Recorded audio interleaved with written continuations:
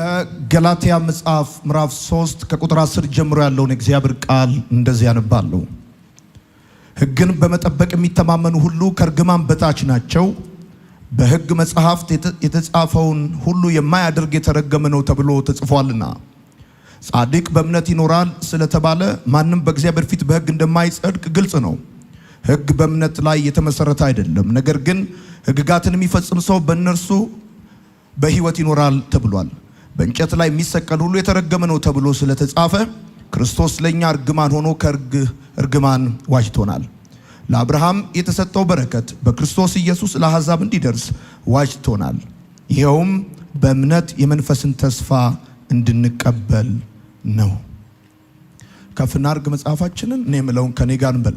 ካልያዛችሁ ቀኛችሁን ከፍ አድርጉ። እግዚአብሔር ሆይ አመሰግንሃለሁ፣ ቃልህን እወደዋለሁ፣ ካንተም እማራለሁ። የበዛ ሰላም፣ የማይወሰድ ደስታ፣ የድል ሕይወት ዛሬም ነገም ለዘላለም አለኝ። አሜን። በኢትዮጵያ አዲስ ኪዳን ካህናት ቤተክርስቲያን አዲስ አበባ አጥቢያ የገላትያ መጽሐፍ ጥናትን ከኛ ጋር ያጠናችሁ ያላችሁ የገላትያ መጽሐፍ ጥናታችን ቀጥሎ በምዕራፍ 3 ቁጥር 10 ላይ ደርሰናል። ዛሬ የምንመለከተው ከምዕራፍ 3 ከቁጥር 10 እስከ 14 ድረስ ያሉትን አራቱን ቁጥሮች ይሆናል። ወዳጆቼ በጥናታችን እንደተመለከትነው ሐዋርያው ጳውሎስ የገላትያ መጽሐፍን ለመጻፍ መነሻ ምክንያት የሆነው ከኢየሩሳሌም የመጡ የአይሁድ አስተማሪዎች ሰዎች ለመዳን እምነት ብቻ በቂ አይደለም፣ እንዲሁም ደግሞ የሙሴን ሕግ መጠበቅ አለባቸው የሚል አስተምሮ ማስተማር መጀመራቸው እንደሆነ ከዚህ በፊት ተነጋግረናል። በተለይም ደግሞ ካስታወሳችሁ አሕዛብ የሆኑ ሰዎች ክርስቲያን መሆን ከፈለጉ አስቀድመው አይሁዳዊ መሆን አለባቸው፣ ለዚህ ደግሞ መገረዝ አለባቸው፣ እንደዚሁም የሙሴን ሕግ መጠበቅ አለባቸው የሚል ትምህርት ከኢየሩሳሌም ከያዕቆብ ዘንድ የመጡ አንዳንድ የአይሁድ ሰዎች እንዲህ አይነት ትምህርት በገላትያ ቤተክርስቲያናት ውስጥ ማስተማር መጀመራቸው ሐዋርያው ጳውሎስ የገላትያን መልእክት ለመጻፍ ምክንያት እንደሆነው ተመልክተናል። ሐዋርያው ጳውሎስ በእነዚህ በአጠቃላይ በገላትያ ውስጥ ባሉ 6 ምዕራፎች ውስጥ የሚነግረን 3 መሰረታዊ ሐሳብ አለ። ምዕራፍ 1 እና ምዕራፍ 2 ጳውሎስ ሐዋርያነቱን ወይም አገልግሎቱን የተከላከለባቸው ምዕራፎች ናቸው። ምዕራፍ 3 እና 4 ስነ መለኮታዊ ሐሳብን ወይም ትምህርቱን የተከላከለበት ነው። ምዕራፍ 5 እና 6 ቅድስናን ወይም ተግባራዊ ክርስትናን የተከላከለባቸው ምዕራፎች ናቸው። ስለዚህ በአጠቃላይ የገላትያ መጽሐፍ 6 ምዕራፎች አሉት። 1 እና 2 ሐዋርያነቱን ተከላከለ፣ 3 እና 4 ትምህርቱን ተከላከለ፣ 5 እና 6 ደግሞ ቅድስናን ወይም ተግባራዊ ክርስትናን ተከላክሎበታል ብለን ከዚህ በፊት ተመልክተናል። በምዕራፍ 3 ላይ አሁን የደረስንበት 10ኛውን ቁጥር ከመመልከታችን በፊት ሐዋርያው ጳውሎስ በገላትያ መጽሐፍ ምዕራፍ 3 ላይ 29 ቁጥሮችን ተጠቅሞ ነው አጠቃላዩን ሐሳብ የሚናገረው።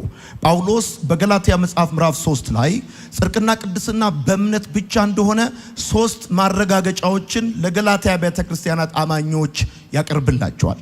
የመጀመሪያው ማረጋገጫ የራሳቸው የሕይወት ተሞክሮ ሲሆን፣ ሁለተኛው ማረጋገጫ ከቅዱሳት መጽሐፍት፣ ሶስተኛው ማረጋገጫ ደግሞ አመክንዮ ወይም ሎጂክን በመጠቀም ጽድቅና ቅድስና በእምነት ብቻ እንደሆነ ለገላትያ ቤተክርስቲያናት ያቀርብላቸዋል።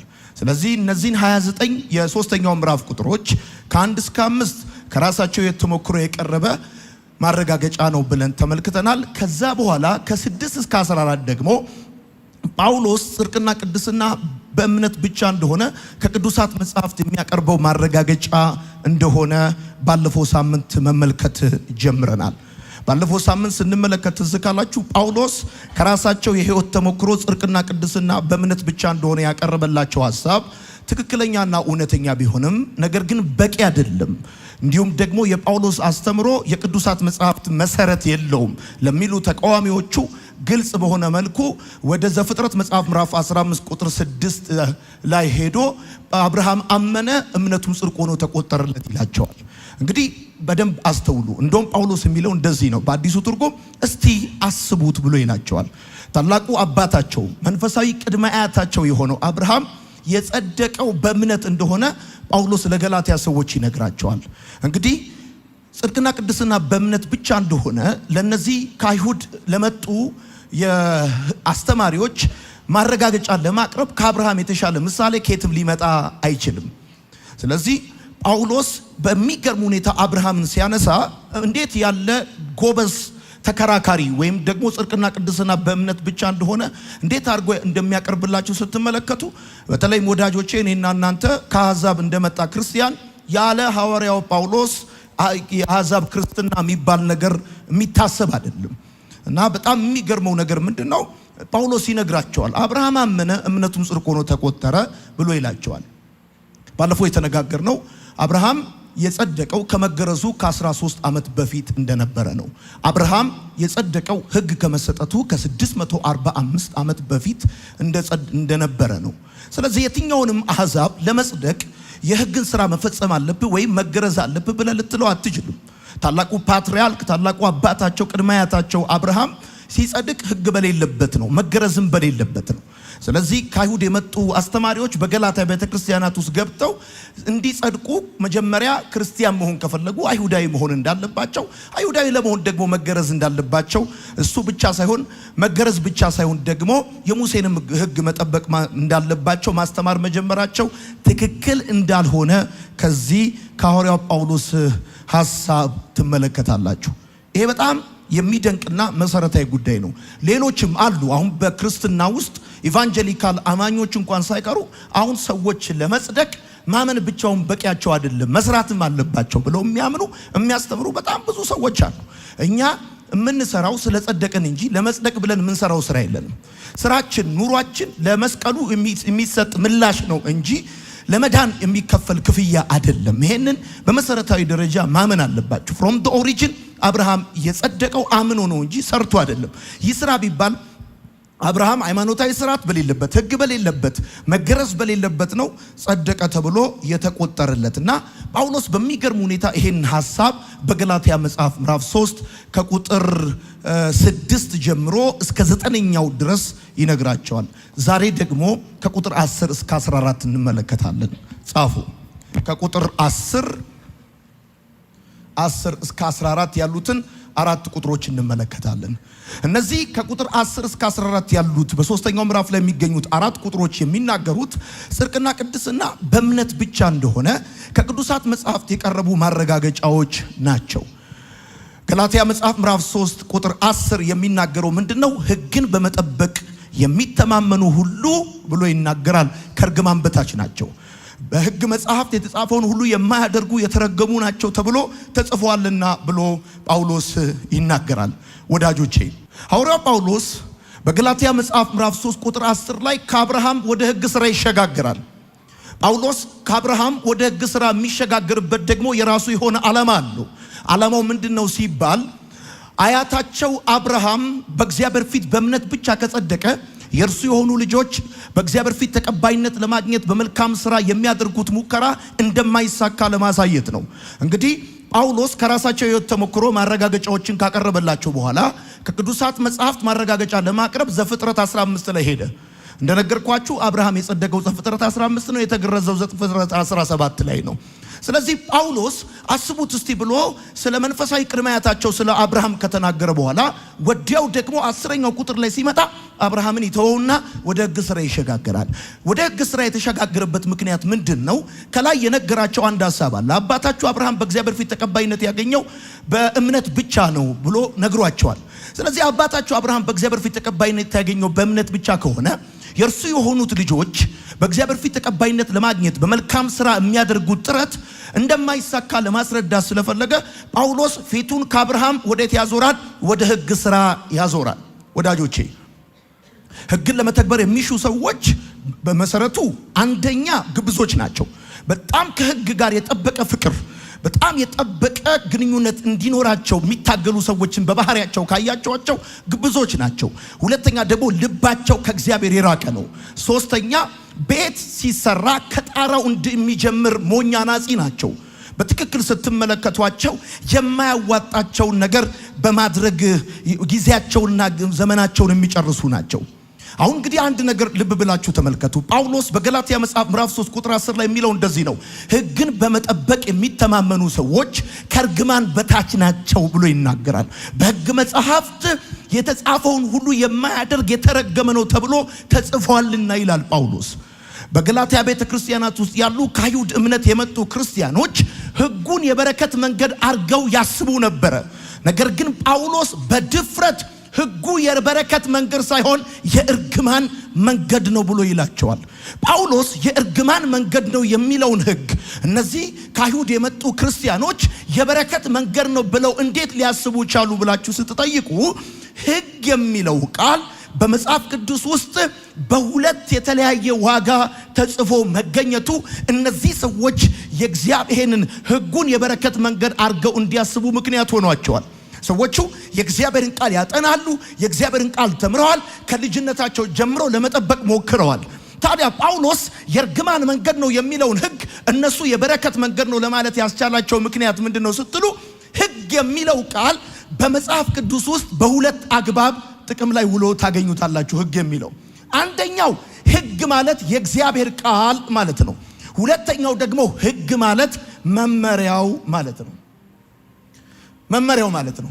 ሰዎቹን ሕጉ የበረከት መንገድ እንዲሆን እንዲያስቡ ምክንያት የሆናቸው ነገር ምንድነው?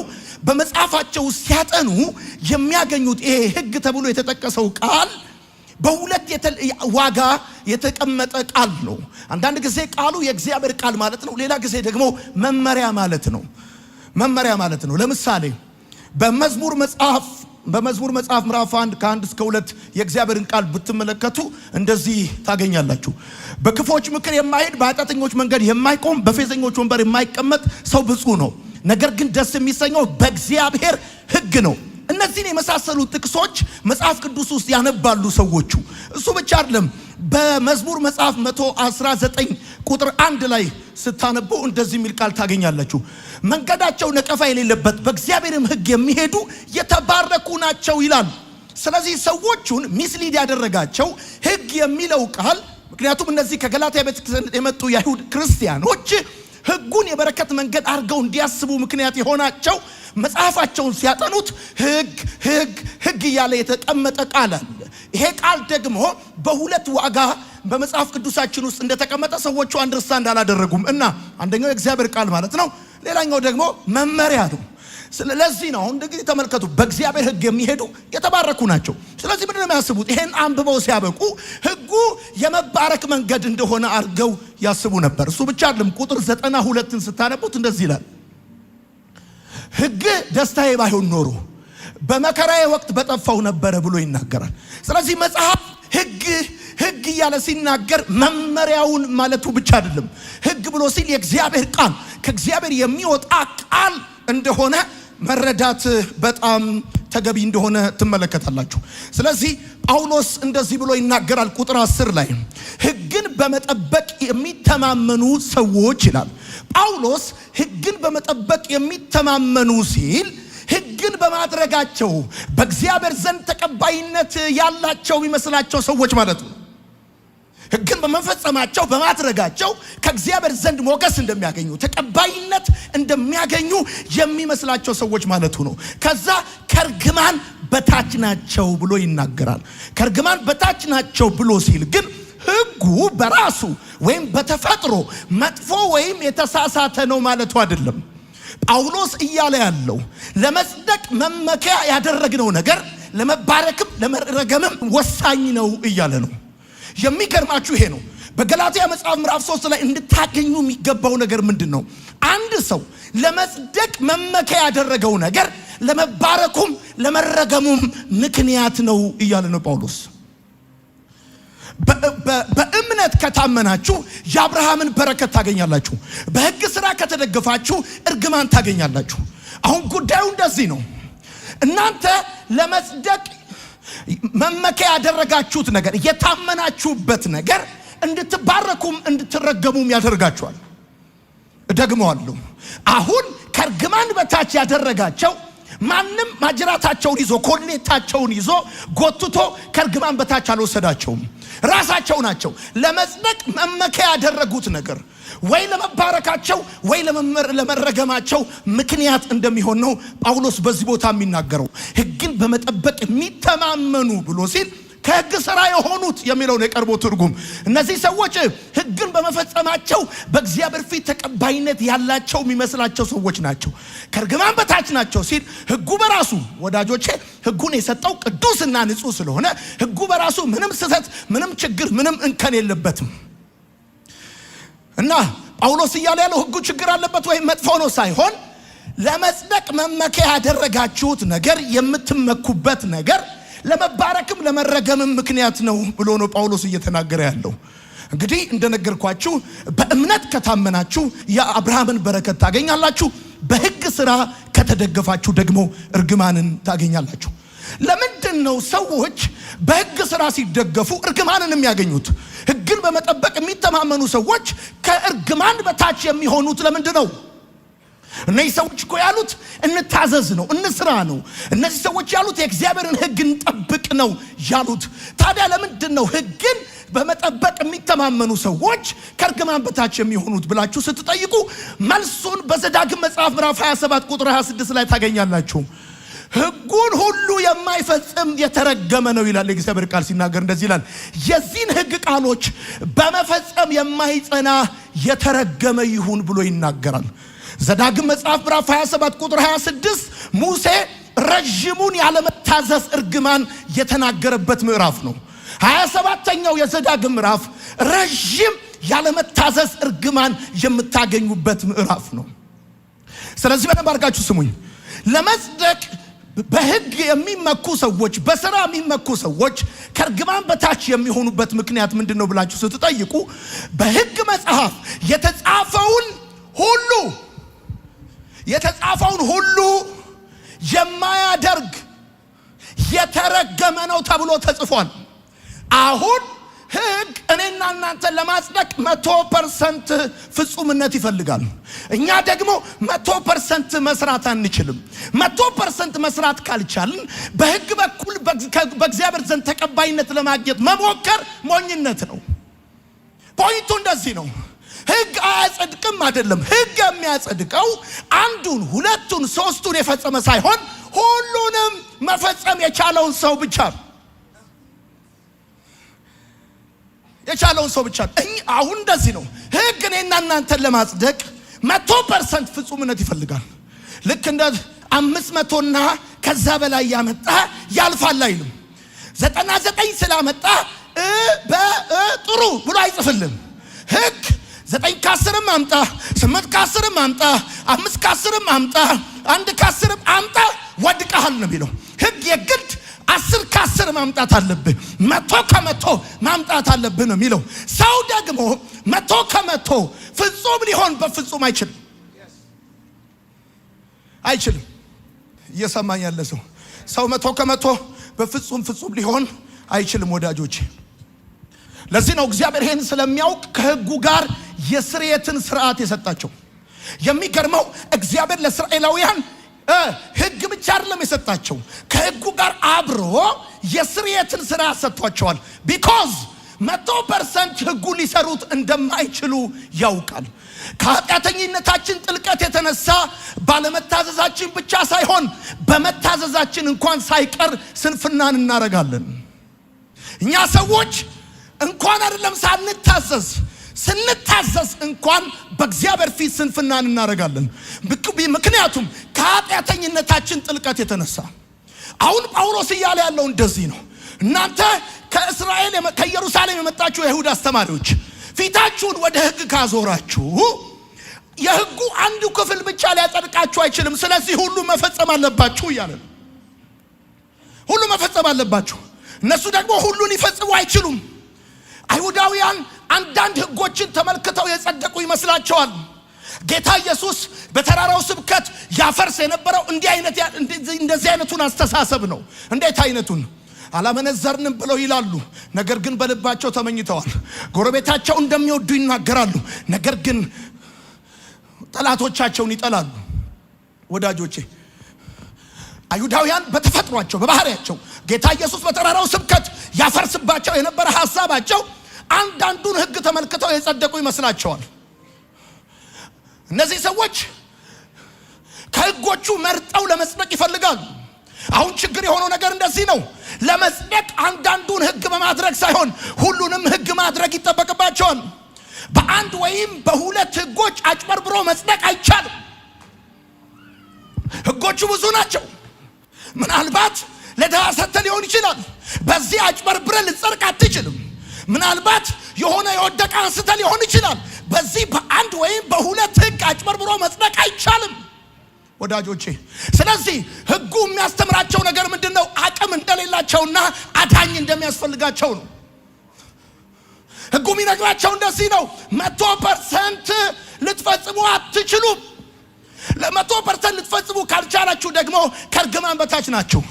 በገላትያ ቤተክርስቲያናት ውስጥ ያሉ ከአይሁድ እምነት የመጡ ክርስቲያኖች ራሳቸውን በሕጉ ሥራ አማካኝነት ለማጽደቅ የሚያደርጉት ሙከራ በአንዱ ወይም በሁለቱ ብቻ ሳይሆን በሁሉም ሕግ የተረጋገጠ መሆን አለበት።